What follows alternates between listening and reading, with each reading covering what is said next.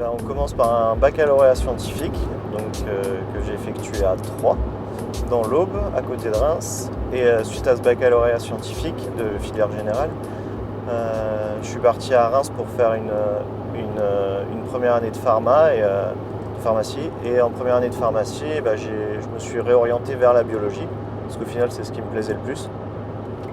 Donc j'ai fait une licence de biologie à l'université de Reims.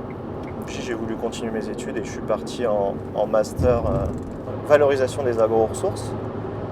Où j'ai fait donc 2 ans de master et à l'issue de ce master, j'ai fait un stage de fin d'année sur la plateforme agro-industrielle de Pomac-Bazancourt.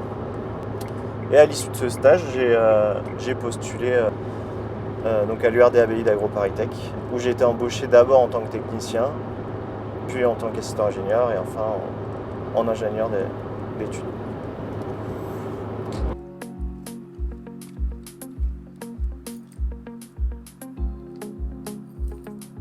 Donc moi je suis ingénieur d'études en biotechnologie et responsable de la business unit santé des cultures à l'URD-ABI. Donc ingénieur en biotech, c'est globalement, pour faire simple, c'est étudier des micro-organismes, les faire pousser, leur faire produire des molécules d'intérêt pour des industriels, pour des professionnels de la santé, pour des professionnels du plastique, toutes ces choses-là. Globalement, je vais étudier des bactéries, des levures, des champignons. Je vais les orienter pour qu'elles produisent des molécules d'intérêt. Et mes collègues chimistes vont s'occuper de ces molécules pour les fonctionnaliser, leur donner une fonction, une plus-value. Je lancerai juste après. Salut. Donc là, c'est un laboratoire de microbiologie, donc un laboratoire où on effectue des fermentations. Donc les fermentations, c'est faire pousser des bactéries, des champignons dans une cuve afin de leur faire produire des molécules d'intérêt. Le substrat qu'on leur donne, ça va être des coproduits de l'industrie du coin. Notre fonction, nous, à l'URD-ABI, c'est de valoriser ce qui n'est pas valorisé dans les industries du monde agricole, agronomique et de l'agroalimentaire. Et par exemple, dans l'industrie sucrière, quand on fait du sucre, dans le procédé sucrier, on a toujours une partie du sirop de sucre qu'on ne peut plus cristalliser. Du coup, on va se retrouver avec un sirop avec des protéines, de l'azote et du sucre. Et ce sirop, il peut servir à l'industrie de l'éthanol, donc pour faire de l'alcool. Mais nous, on va aussi l'utiliser pour faire pousser notre petit micro-organisme et leur faire produire des molécules d'intérêt. Le but de ce procédé, le but même de l'URD-ABI, génétiquement, l'URD-ABI, ce qu'elle cherche, c'est justement à se débarrasser de tous les produits toxiques, que ce soit dans le domaine des matériaux, de la pharmaceutique, de la santé des cultures et des phytosanitaires. Le but, c'est d'aller chercher les produits qui sortent de la réglementation, les produits qui sont toxiques, qui sont rémanents, et les remplacer par des substituts biosourcés, des substituts biodégradables, des choses qui sont beaucoup moins, pas du tout toxiques pour l'humain ou l'environnement dans lequel il vit. Là, on a un laboratoire de biologie moléculaire, parce qu'à l'URD-ABI aussi, on travaille sur la biologie moléculaire. Donc on va utiliser des micro-organismes naturels, mais aussi des micro-organismes modifiés génétiquement.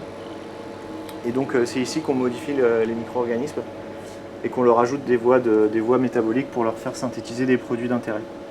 Donc ici, on va créer le micro-organisme et le laboratoire de microbiologie, on va plutôt les faire pousser et leur faire produire les molécules d'intérêt. Donc à l'URD-ABI, on travaille sur la valorisation des agro-ressources et notamment la valorisation non alimentaire des agro-ressources. Donc on va travailler avec des déchets, des coproduits agricoles du secteur. On va essayer de sourcer un maximum d'agro-ressources et de coproduits agricoles différents. Et grâce à des procédés de biotechnologie, donc de fermentation, de génie des procédés et de chimie verte, on va accéder à un ensemble de molécules, des molécules plateformes, qui vont ensuite être fonctionnalisées pour arriver à des produits soit de commodité ou des produits à haute valeur. Ça peut être des matériaux, ça va être des intermédiaires pharmaceutiques, des produits phytosanitaires, etc. etc. Donc moi, en tant qu'ingénieur d'études, je vais travailler sur des procédés fermentaires, donc en biotechnologie. Je vais donner à des micro-organismes un ensemble de coproduits agricoles et elles vont s'en servir comme substrat. Et ce substrat va servir à ces petites bactéries à produire des molécules d'intérêt, des synthons.